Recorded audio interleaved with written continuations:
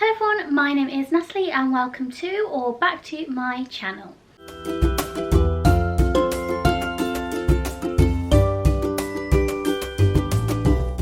First off, I just want to say thank you so much to all the new and old subscribers I have. It's really wonderful to have you all here, and I don't know, it's weird I make videos that people seem to enjoy, so yeah, I just want to thank you to everyone who's subscribed and to everyone who watches these videos. A little while ago I decided to scour through all the Twilight books, including the newest release, Midnight Sun, to find all of the books that were mentioned or referenced or that Bella had said she'd read in those stories. And I've compiled them all together, and I was initially going to do a reading vlog, but when I was reading them I started vlogging, then some stuff happened and I couldn't vlog anymore, and the footage that I had I just ended up deleting. But I did still end up reading some of those books, so I want to talk about them. So these are books that Bella Swan has read and my thoughts on them. So firstly, we're going to start off with the book Tooth and Claw by Jo Walton. Now, this book is mentioned in Midnight Sun when Bella and Edward are talking and she's listing a bunch of her favourite books. This book is mentioned a couple of times throughout that one, so I decided to pick it up and read it. Now, this book's tagline was Pride and Prejudice, but with dragons. And to be honest, that hooked me and I was so excited to read this book. And in fairness, I did really enjoy it. I ended up giving it a 4 out of 5 stars. And this book revolves around this dragon family, and this family's father, the head of their family, dies and all the siblings are kind of scattered around.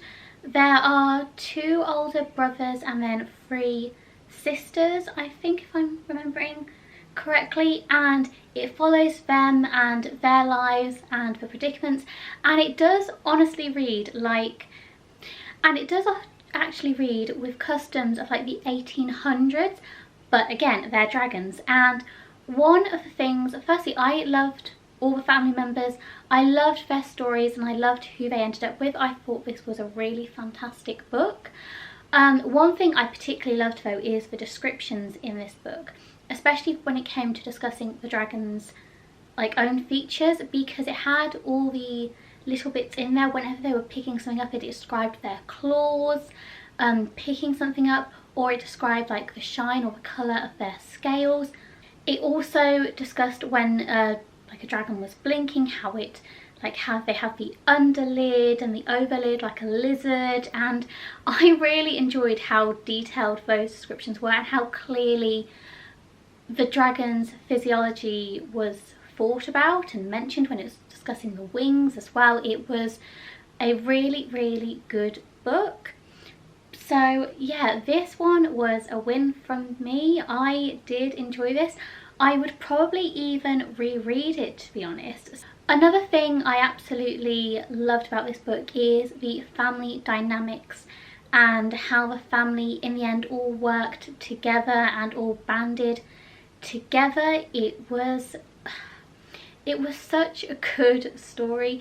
Wasn't quite 5 stars. So if you're into dragons and if you enjoy like books set in the 1800s, then I would definitely pick up this book. The next book I ended up reading was Spindles End by Robin McKinley.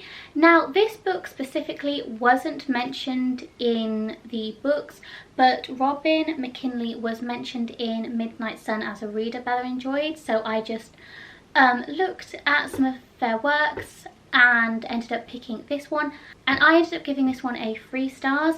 This is a Sleeping Beauty retelling, and it was okay. This does follow the classic Sleeping Beauty tale we know, but there are a few big twists that really set this book apart. One of those being when there is a massive celebration, it is actually only one fairy who's in attendance who happens to take this child, who in this book is called Rosie, to safety. And fairies are much more involved than the original tellings. For instance, in this one, Rosie knows that the people looking after her are fairies. She knows what they do.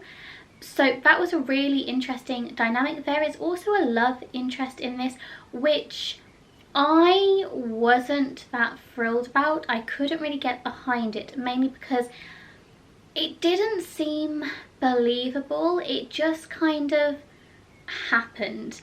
And these two people, Rosie and the love interest, spend so much time together. They spend a lot of time, but nothing was actually said about their relationship. Nothing was really explored to us about relationship. It was more told to us, and it was only in the end that we really got to see them in that kind of dynamic. So the love interest wasn't the best in this one for me. I just couldn't. I could probably have got on board with it if it had happened in a way that we got to see them interact and we got to see their emotions more. So that was where I felt this one fell flat. Also, this book is over 450 pages long, and personally I felt that that could have probably been reduced. A lot of it was repeating the same stuff we know. Another issue I had with this book is that it didn't flow very well. So you'd have something happening in their present day, and then they'd do a flashback to an incident that happened or a memory they were thinking of, and it would be a flashback. But the flashbacks and the present day weren't marked out well enough, so sometimes I personally, it might just be a me thing, got confused on what was happening and what time we were meant to be following, whether this is something happening now or something in the past. So that again kind of drew me out of the story. Other than that, it was a really good story. I enjoyed the direction it went in, and it definitely was only inspired by Sleeping Beauty. It definitely veered off into another direction, and it had its very own storyline and plot points. So yeah, this one got a 3 stars. It wasn't bad, but it could have been better. Next up, I read Wuthering Heights by Emily Bronte. This is mentioned in Eclipse, I think, so the 3rd Twilight book. And this is a classic Emily Bronte novel. So many people love this. I think there's kind of a discourse where sometimes people say, oh, you're either a Wuthering Heights fan or you're a Jane Eyre fan. And I've read both of these now, and I have to say I'm more inclined for Jane Eyre. I didn't really enjoy Wuthering Heights. I still gave it a 3 out of 5 stars. Now, in case you're unfamiliar with this, Wuthering Heights is a classic novel written by one of the Bronte sisters, Emily Bronte.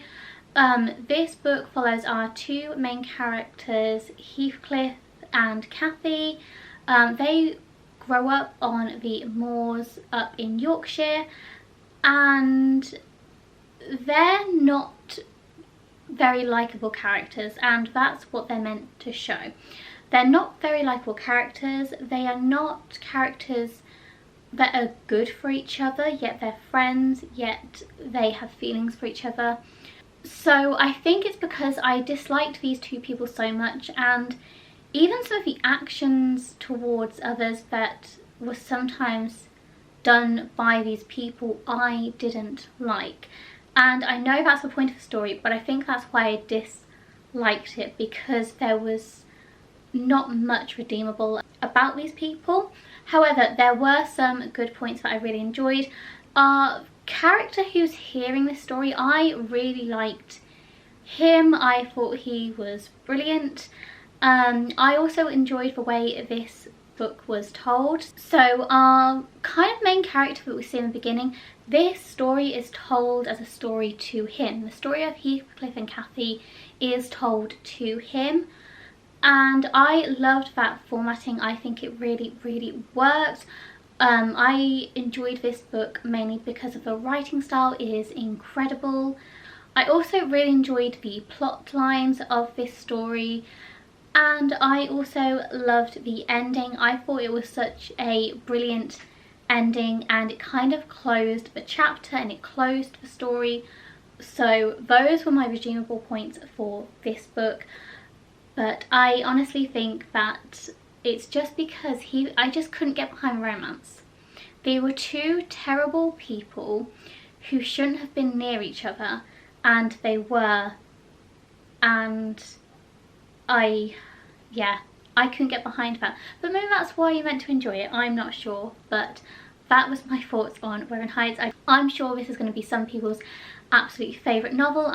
I'm sure this is one people reread and reread. This one wasn't for me though. And I do want to say one more thing about this one. If you've read the Twilight Saga, if you've read clips, you'll see that Bella in it is comparing a lot of her relationship with her and Edward to relationship of Heathcliff and Cathy in this book.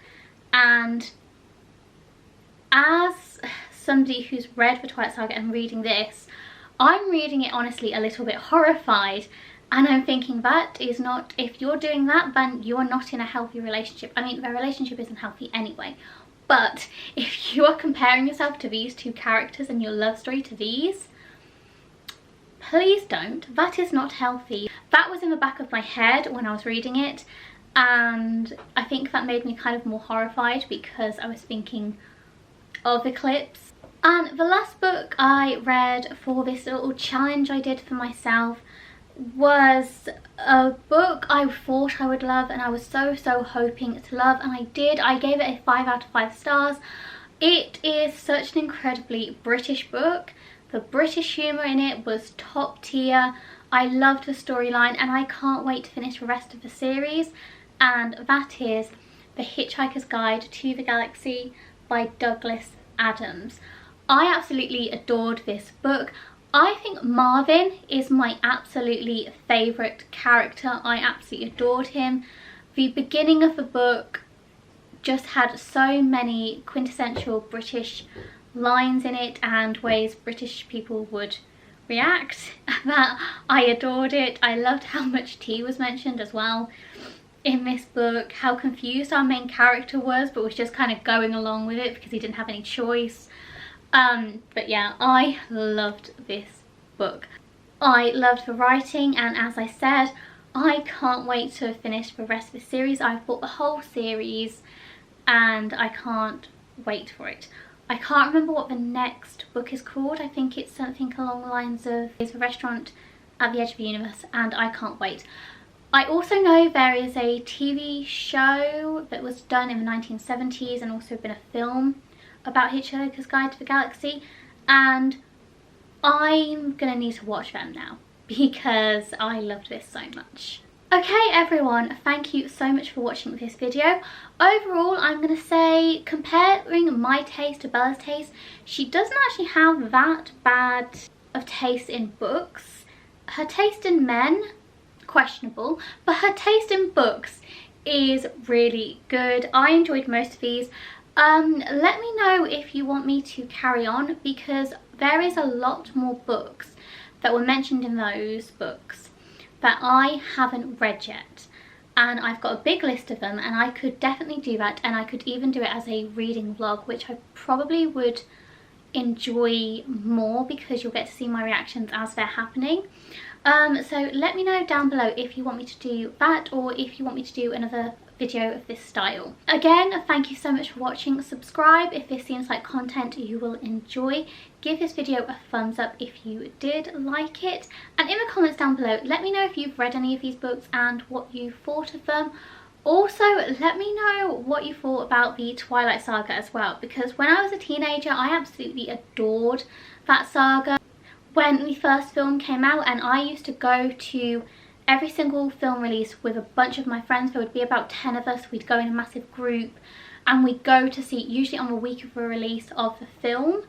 Thank you for watching, and I'll see you later.